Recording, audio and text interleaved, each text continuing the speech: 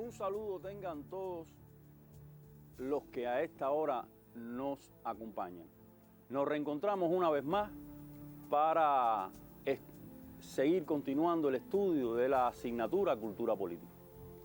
Y en este sentido, después de una serie de emisiones televisivas, nos encontramos en un momento en el que vamos a generalizar ese grupo de conocimiento. Por lo tanto, todo lo que abordemos a lo largo de esta emisión estará relacionado con esos conocimientos que ustedes han abordado en sus respectivas clases y que han visualizado a través de esta emisión. En primer lugar, está relacionado con la concepción materialista y el sentido que se tiene sobre la realidad.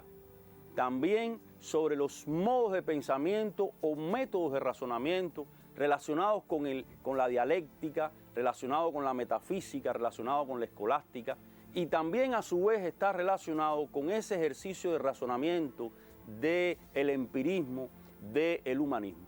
Todo ello estaremos abordando durante 42 minutos en esta nuestra emisión. Por lo tanto, como siempre, les invito a que ustedes visualicen la imagen que hoy les tengo prevista. Sobre esa base, esta imagen está seleccionada de un sitio digital. Es una figura que tiene que ver con la India y que expresa un pensamiento. Por lo tanto, ¿qué leemos? La grandeza de una nación puede ser juzgada por el modo en que tratan sus animales. Muy sensitivo, muy racional. Sin embargo, a veces encontramos una nación que tiene determinada protección sobre sus animales y no precisamente ofrece iguales atenciones a la totalidad de los seres humanos. ¿De qué se trata? Pues sencillamente de razonar y pensar que nuestra realidad no puede ir en contra del género humano y preservar alguna especie determinada. Estamos de acuerdo de que toda la legislación en una sociedad implica un comportamiento humano hacia los que convivimos en él. Pero ¿por qué traigo a Mahatma Gandhi? ¿Quién es Mahatma Gandhi?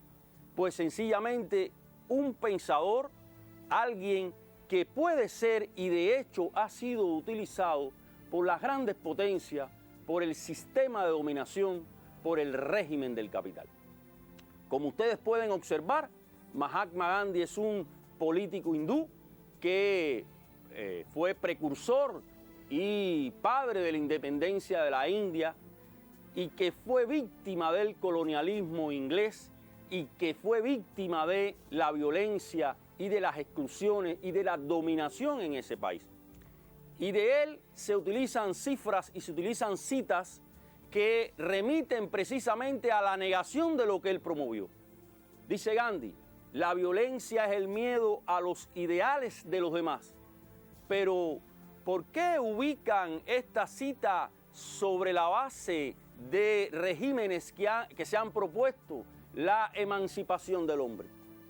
¿Por qué la violencia al miedo de los ideales está focalizado en determinados procesos revolucionarios? Si históricamente los sistemas hegemónicos y de dominación, pues sencillamente promueven la violencia como medio de exclusión y de subordinación. También decía Mahatma Gandhi, si no tienes religión, yo te recomiendo una, la verdad. ¿Quién está interesado en la verdad? ¿Somos los revolucionarios los que sencillamente negamos la verdad?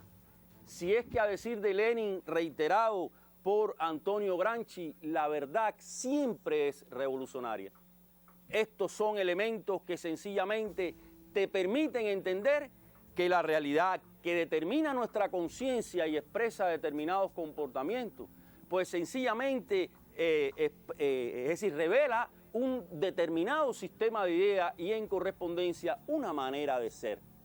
Y que no siempre los revolucionarios siguen siendo coto de los revolucionarios, porque sus ideas y sus comportamientos son manipulados y deformados por aquello cuya única finalidad es la manipulación y el engaño. De esa manera, como ustedes pueden observar, pues sencillamente han transitado un grupo de pensadores como Rosa Luxemburgo, como Nelson Mandela, como Martin Luther King. Rosa Luxemburgo, que es la Rosa Roja. Nadie habla ahora de Rosa Luxemburgo como la marxista comunista que sencillamente expresó su crítica y su despiadada y demoledora denuncia sobre el régimen capitalista. Nadie habla sobre Martin Luther King, que fue víctima del racismo y de la exclusión en el país más racista del mundo. Nadie habla hoy de Nelson Mandela, que se pasó casi 20 años bajo las cárceles de Pretoria, un régimen racista apoyado por los círculos de poder del imperialismo. Entonces, sí valen sus pensamientos para erigirlo como verdad. Pero ¿cuál es la historia? Y ahí viene entonces el sentido de lo empírico, la experiencia. Los procesos son resultado de los sujetos y los sujetos son resultado precisamente de ese sistema de influencia que denota un eterno deambular, una acumulación que se expresa como se es. Desde esa perspectiva te propongo en este sentido volver a los hechos conmemorativos. Hoy, o un día como el 17 de diciembre de 1830, muere Simón Bolívar, el libertador. Todos, de alguna manera, todos conocemos quién era Simón Bolívar, pero sin embargo, te remito a un pensamiento esencial que va expresando quién es la figura histórica, quién es el ideólogo, dónde está contenido sus preceptos revolucionarios, precisamente en la ideología revolucionaria. Dice en su última proclama, 10 días antes de fallecer, Simón Bolívar: no aspiro a otra gloria que a la consolidación de Colombia. Colombia era el gran sueño, la gran utopía de Miranda, de Francisco Miranda, que asumió por herencia y por sencilla sentido de pertenencia el propio Simón Bolívar. Era la unión, y por eso dice: todos debéis trabajar por el bien inestimable de la unión. Mis últimos votos son por la felicidad de la patria. Y continúa diciendo Bolívar: si mi muerte contribuye para que cesen los partidos y se consolide la unión, yo bajaré tranquilo al sepulcro. Por eso es un revolucionario. Aunque se manipule sus formas de pensamiento en función de la dominación, siempre habló de la unidad, de la articulación, del sentido independentista, del mejoramiento, del desarrollo del género humano en función de sus realizaciones. Y eso tiene que ver precisamente porque Bolívar es expresión de su tiempo y de su influencia. Por eso ustedes en su texto de cultura política tienen dos documentos esenciales, que es Discurso de Angostura, realizado en 1819 y que está incluido en la página de la 243 a la 264, y la Carta de Jamaica, que fue realizado en 1815 y que está contenida en esa página. Ustedes próximamente lo van a estudiar y van a descubrir la raíz ideológica del revolucionario que es Bolívar y de la doctrina bolivariana.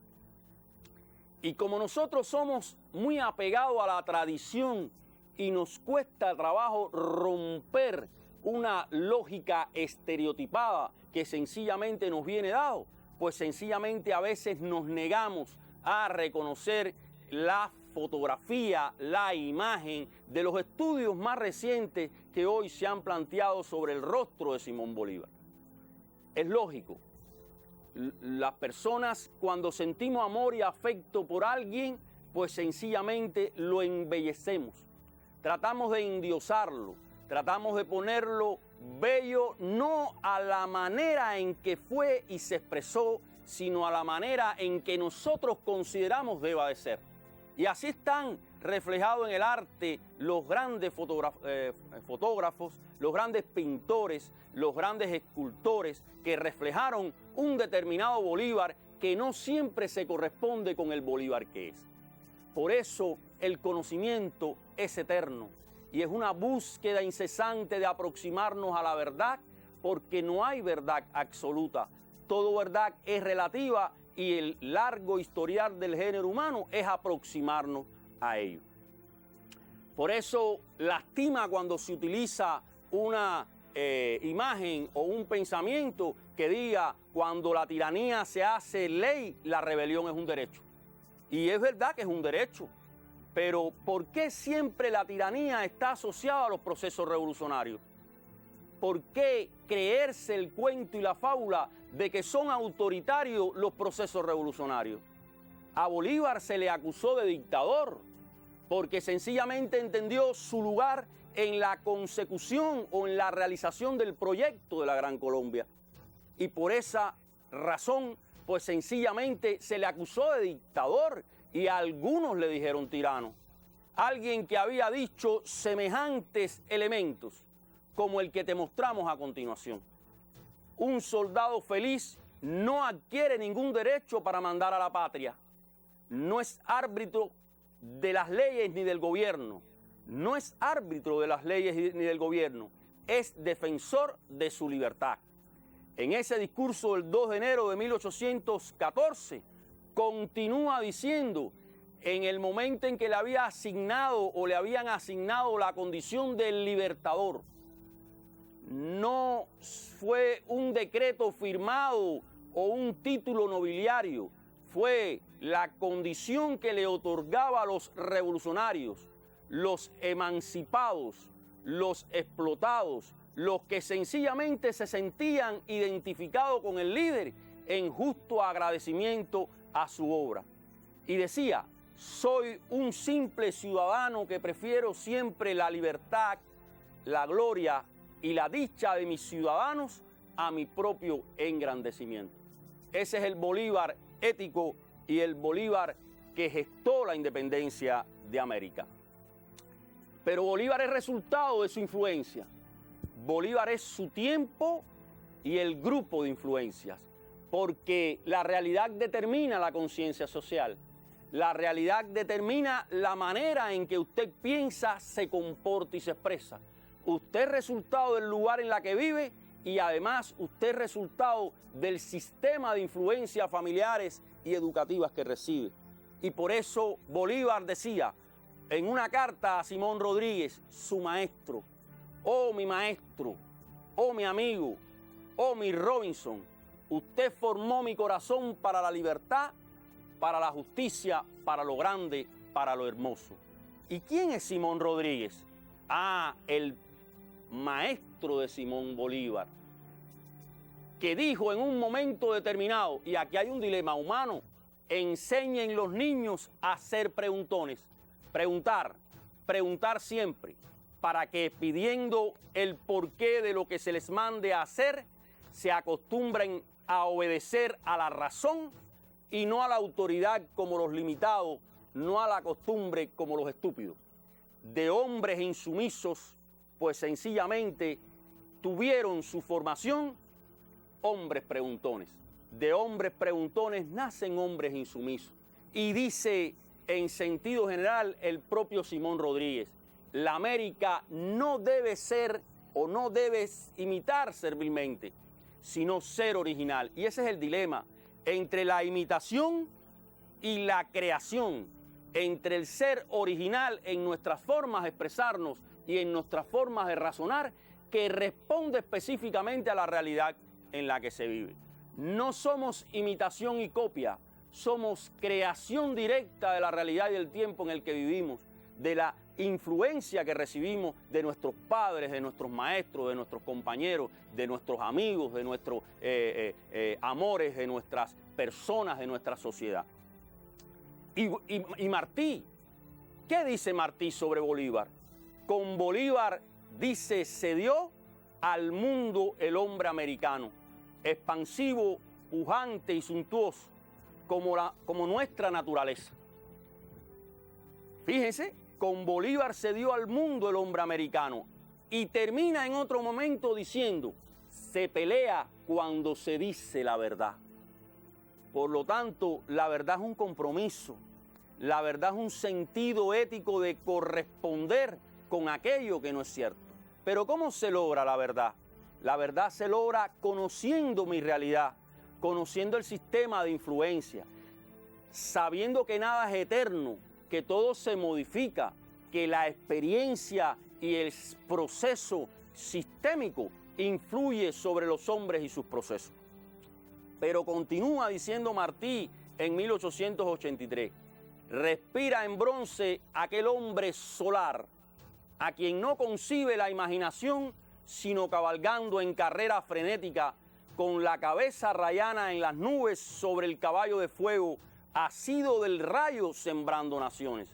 Fíjense, cabalgar, hacer, soñar, porque la utopía es indispensable, asido a un ideal, sembrando naciones. Ese es el Bolívar que se representó José Martí. Y termina diciendo un comportamiento ético en el cual ustedes deben desprenderse y los revolucionarios tenemos que desprendernos. Burló montes, enemigos, disciplina, derrotas, burló el tiempo y cuanto quiso pudo menos mellar el diente de los ingratos. Bolívar fue víctima de la ingratitud. Bolívar fue víctima de aquellos que no lo comprendieron o no lo quisieron comprender. Bolívar fue víctima de aquellos que le traicionaron conspirando contra sus ideales y contra él, porque sus objetivos eran muchos y porque hay un mal que enferma la naturaleza humana. Y dice Martí, no hay cosa que le moleste tanto a los que han aspirado en vano a la grandeza como el espectáculo de un hombre grande. Hay quienes se enferman con el hombre grande. Y continúa diciendo Martí, crecen los dientes sin medida al envidioso. La envidia es un mal que enferma y la envidia es un mal que sencillamente la mediocridad y la ignorancia apuestan a aquellos que crean y que son originales. La envidia es la enfermedad de los que siempre imitan y tratan de evitar que ustedes creen y sean originales. Ese es el Bolívar de Martí. Y hay otro hecho conmemorativo que tiene lugar en esta época, en estos días. El 13 y el 14 de diciembre de 1994, invitado por el historiador de la ciudad, Eusebio Leal, visita por vez primera a Cuba, Hugo Chávez Frías. En ese instante era el líder del movimiento bolivariano revolucionario 200 porque era en sentido conmemorativo a su natalicio y que posteriormente se convierte en el líder indiscutible de ese proceso revolucionario. Pero ¿qué significación tiene para Hugo Chávez el convertirse en heredero de una figura como Bolívar? Dice Chávez, aquel Bolívar que dijo que el mejor sistema de gobierno es el que le proporciona mayor suma de felicidad a su pueblo. Pero ¿cómo es posible proporcionar mayor suma de felicidad a su pueblo? Desconociendo su realidad, viendo la injusticia como algo eterno y siendo indiferente a la justicia. Termina diciendo Chávez, mayor suma de estabilidad política y seguridad social. Se está cuestionando el hecho de que no es posible avanzar a la suma de felicidad del pueblo, a la suma de estabilidad y seguridad social, si no se comprende el origen y la realidad de los procesos. Y sigue diciendo Chávez en su discurso en el aula magna de la Universidad de La Habana el 14 de diciembre de 1994. Ustedes me han honrado con sentarse esta noche a oír estas ideas de un soldado, de un latinoamericano entregado de lleno y para siempre a la causa de la revolución de esta América nuestra. Por eso no lo dejaban entrar a los Estados Unidos. Por eso sencillamente se convirtió en el objeto de ataque de sus ideas porque era símbolo precisamente del proceso emancipatorio. Y Fidel En correspondencia con la magnitud de la estatura de este hombre, se dijo: Martí, admirador de Bolívar, bolivariano hasta la médula, compartió con este hasta la muerte su sueño de liberación y unión de los países de nuestra América. Qué coincidencia histórica en términos comportamentales. Las ideas de Bolívar y de Martí fueron enraizadas en un proceso distinto, que tuvieron cauces diferentes, pero un mismo final: la obra y el legado de dos revolucionarios, Fidel Castro Ruz y Hugo Rafael Chávez Frías. Y cuando le imponía la condecoración Carlos Manuel de Céspedes en el 2004, expresaba: de la gran patria de Bolívar, dijo Céspedes, Venezuela que abrió a la América española el camino de la independencia. Hay comunión de intereses entre la América y la independencia y la gesta independentista de Bolívar y la de Carlos Manuel de Céspedes en Cuba, porque dice, y lo recorrió gloriosamente hasta cerrar su marcha en Ayacucho: es nuestra ilustre maestra de la libertad. Ese es Céspedes, ese es Martí, ese fue Bolívar, ese fue Fidel, ese es Chávez, eternamente pensadores e ideólogos que expresan un determinado comportamiento. Y en ellos cuajó un 15 de diciembre Juan Manuel Márquez Rodríguez, el segundo al mando de la expedición del yate Granma, y que sencillamente fue asesinado por las tropas, el ejército batistiano. Día azaroso y tiempo azaroso, porque de los 82 expedicionarios imbuidos con un ideal de rebelarse contra la tiranía y lograr la emancipación, perdieron la vida 21 patriotas, otros 21 cayeron presos y 13 tuvieron que evadir el cerco para no caer víctima de un ejército represor. Esa es la historia de Cuba y sencillamente esa es la historia como proceso que expresa lo que es el proceso revolucionario cubano. Y quiero que ustedes enfaticen en una idea que resume genialmente el pensador martiano por excelencia, Cintio Vitier, en La historia como esperanza, y que escribió en 1998 algo muy importante. Nuestro pasado es una futuridad. Somos futuro, no pasado. El pasado se expresa como futuro. Todos los hombres que nos precedieron, ¿quiénes son todos los hombres? Bolívar, Martí, Céspedes, Chávez, Fidel. Todos los hombres que nos precedieron como próceres o pensadores tenían un pensamiento de futuro, se proyectaban hacia adelante. No es hacia atrás, hacia donde sencillamente se reinstala el proceso histórico ni la vida, sino hacia adelante. Nuestro pasado es el pasado de una futuridad. Somos la futuridad de ese pasado. Somos resultados, siempre somos resultados. Y desde esa perspectiva, pues, ustedes han debatido en sentido general los aportes de algunos, es decir, algunos de los aportes del pensamiento occidental. Una cuestión es importante saber en este sentido, que no abordamos todo el pensamiento occidental. Por lo tanto, cuando hablamos del pensamiento universal, nos estamos especificando, nos estamos remitiendo a algunos elementos del pensamiento occidental europeo, que es el que recibimos en sentido general. Desde esa perspectiva les propongo entonces conversar, intercambiar sobre el pensamiento universal y la ideología revolucionaria, cultura política de la revolución, el cual tiene como sumario 3 elementos. Uno relacionado sobre ese estrecho vínculo que se establece entre el pensamiento universal y la ideología de la revolución. Un segundo elemento, su expresión en ideólogos y textos ideológicos propios de la ideología revolucionaria.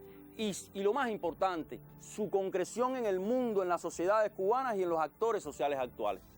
Porque ustedes, en sentido general, lo han estado discutiendo en sus clases. Y por eso nos proponemos como objetivo ejemplificar cómo se manifiestan algunos de los aportes del pensamiento universal desde la ideología de la Revolución Cubana y su cultura política, en el tratamiento de los problemas del mundo y Cuba para su aplicación por la generación de jóvenes actuales en los contextos en que se desenvuelve. Ejemplificar el conocimiento es conocimiento si se logra entender y aplicar a la realidad. Por lo tanto, lo que aspiramos es a eso, que ustedes apliquen, y por eso como interrogante, en sentido general, le proponemos cómo se evidencia alguno de los aportes del pensamiento universal desde la ideología revolucionaria y su cultura política en la comprensión de los problemas del mundo y la sociedad cubana actual. ¿Cuáles son los elementos que sencillamente hemos estudiado y que ustedes han discutido en sus clases? De un lado está la relación materialismo-idealismo. Ya conocemos que el hombre es expresión de su realidad y que todo alejamiento de esa condición establece una posición idealista. La realidad determina mi conciencia, la realidad determina mis formas de ser. Yo no soy francés, soy cubano porque me manifiesto como cubano, porque tengo la tradición del cubano. De igual manera, los modos de razonamiento o los métodos de razonamiento ligados a la dialéctica, a la manera de ser mecánico, a la escolástica, a la memorización, a la repetición y reconocimiento de una autoridad. Recuerden esos elementos, está en nuestro pensamiento y se expresa en los comportamientos. De igual manera el humanismo, el racionalismo y el empirismo. Pero ¿cómo se expresa esto en la realidad? He aquí algunos ejemplos que le traigo a colación y que ustedes pueden utilizar y pueden reiterar en sus espacios y en sus medios donde ustedes se desenvuelven. El ser humano está vinculado a la naturaleza. Pero ¿por qué hay manifestantes que dicen que el capitalismo mata al planeta? ¿Por qué hay manifestantes que dicen que cambiemos el sistema, no el clima? ¿Qué es lo que nos hace depredador de nuestra realidad? Pues sencillamente los modelos de consumo que han impuesto determinados sectores hegemónicos. Y esos son revolucionarios. Y eso proviene de una concepción emancipadora. Entonces, ¿cómo creerme el cuento de que la libertad está en la capacidad de destruir y consumir todo lo que yo quiera? Ser consciente es partir desde el principio de que yo soy un ser natural y en mi relación formo parte de esa realidad. Por lo tanto, no es que yo domine a la naturaleza, es que la naturaleza influye sobre mí y todo lo que yo haga sobre ella en términos de realidad termina por convertirse, por virarse contra uno mismo. Esa es la realidad y por eso son los problemas medioambientales que existen, por eso son los problemas en sentido general que ha originado los modelos de consumo.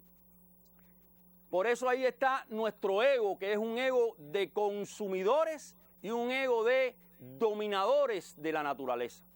Toda la naturaleza se nos subordina y cuando realmente la realidad impone que nosotros somos parte de un ciclo biológico. Por eso la tierra no es del hombre, es el hombre el que es parte de la tierra. Y mientras que no entendamos ese razonamiento simple, no estamos siendo materialistas, no estamos siendo verdaderamente dialécticos, no estamos siendo verdaderamente racionalistas y empiristas. Lo mismo ocurre con determinados preceptos que ustedes encuentran en sus celulares, en las redes sociales. Cuando usted se encuentra una convocatoria que dice la felicidad no se piensa, se vive. La felicidad no se piensa. ¿Cuántos proyectan su felicidad? Es que la felicidad es espontánea. Los hombres construyen su propio destino. Pero los hombres construyen su propio destino como resultado de las circunstancias y de las posibilidades que tienen. Por eso tampoco, si no vives como piensas, acabarás pensando como vives. Eso es un precepto idealista, porque realmente usted es resultado de sus condicionamientos y de sus circunstancias, con fuerza de voluntad, pero siempre signado por las fuerzas de la naturaleza. Fíjense que eso es así, que la libertad no es hacer lo que uno desee. La libertad es el conocimiento de mi necesidad y en acorde a las posibilidades de las leyes del proceso social, pues sencillamente establecer lo que sencillamente pudiera realizar. La actividad no es antojadiza, la actividad del ser humano responde a las circunstancias y responde a la influencia que sencillamente recibe de sus padres, de sus maestros. Somos parte de una naturaleza y nos debemos a ella. Y eso es esencial no olvidarlo. Y es importante también entender los conceptos. Fíjense que la revolución no es evolución.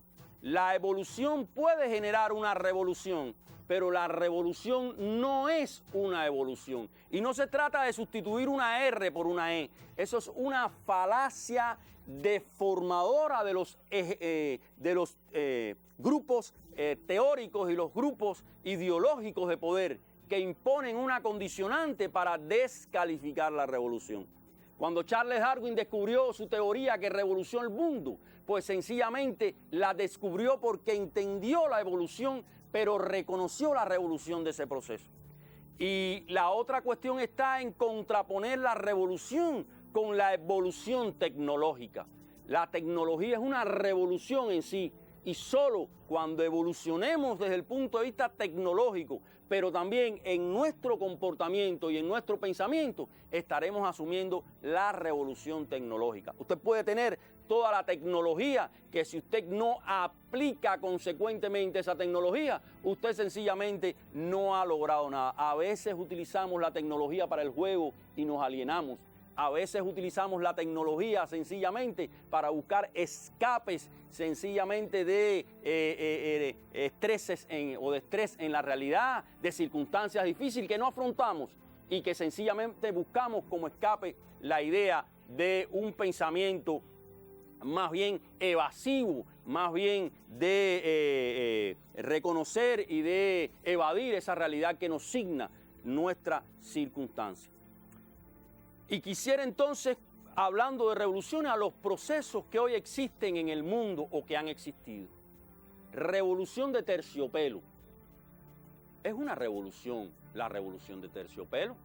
Dice, movimiento no violento que depone a la dirección del Partido Comunista, evidentemente de Checoslovaquia, se hace del poder político e instaura una democracia liberal con un sistema económico capitalista. La primera consecuencia que tiene el desmontaje de ese proceso fue el desmembramiento de una nación que existía como Checoslovaquia y hoy existe como República Checa y República Eslovaca. Por lo tanto, vean cómo es el impacto que tiene el lugar. Ahora bien, es una revolución, dice Fidel. Una revolución es una lucha a muerte entre el futuro y el pasado. No es volver al pasado. Dice Fidel, ¿qué es la revolución? La revolución es un gran tronco que tiene sus raíces. Esas raíces, partiendo de diferentes puntos, se unieron en un tronco. El tronco empieza a crecer. Las raíces tienen importancia. Eso es el legado. Pero lo que crece es el tronco de un gran árbol. De un árbol muy alto cuyas raíces vinieron y se juntaron en el tronco. Y fíjense el mensaje. El tronco es todo lo que hemos hecho juntos.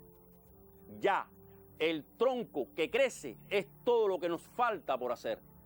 De las raíces un tronco.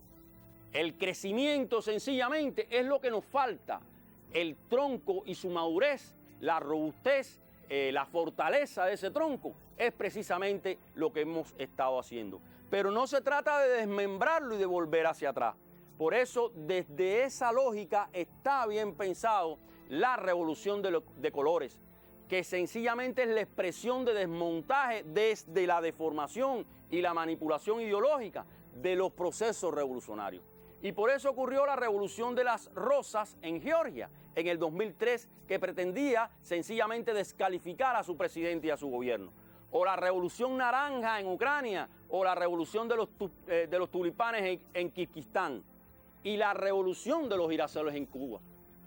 Es decir, es un precepto que se enraizó y se quería buscar la manera de desmontar el proceso revolucionario siguiendo la concepción de golpe blando y siguiendo la concepción sencillamente de los colores. Qué tierno un girasol. que es sensitivo desde el punto de vista de la experiencia utilizar a la Virgen de la Caridad en este país. Es decir, es buscar lo sensitivo para desmontar lo que está enraizado, buscando que ustedes desconozcan el proceso y no entiendan la verdad como proceso. Por lo tanto, esos son los esquemas que existen en la realidad. Y otro elemento es precisamente estas cuestiones que tributan al razonamiento. Existe un cuestionamiento entre el uso de los símbolos. No es lo mismo que usted se cuelgue una bandera a que usted enarbole no la bandera, sino los colores y lo que simboliza esa bandera. Es decir, lo que precepta y lo que sencillamente establece la ley es que usted debe de mantener un respeto hacia los símbolos. Pero usted no se puede colgar una bandera. Y el hecho de que usted reproduzca los colores y las formas de la bandera en su pullover porque usted siente el deseo de salir al combate con él, como puede ocurrir en los deportistas o en el propio presidente de la República, no quiere decir que usted está colgándose la bandera sobre ella. No es la bandera lo que usted está colgándose. Usted lo que sencillamente está enarbolando son los símbolos, que es el triángulo, la estrella solitaria, el azul y el blanco de los colores que representan el cielo y la pureza. Es decir, son elementos que sencillamente discrepan en sentido general, pero que son manipulados y que usted como estudiante y que ustedes sencillamente tienen que buscar la manera de cuestionarlo, ponerlo en duda. Acuérdense de los niños preguntones, de los hombres insumisos, porque sencillamente si no se van a convertir en portadores de lemas y en portadores de procesos que no son parte de su identidad. Y por eso en Cuba un elemento esencial es que no hay justicia si no hay igualdad. Eso está claro.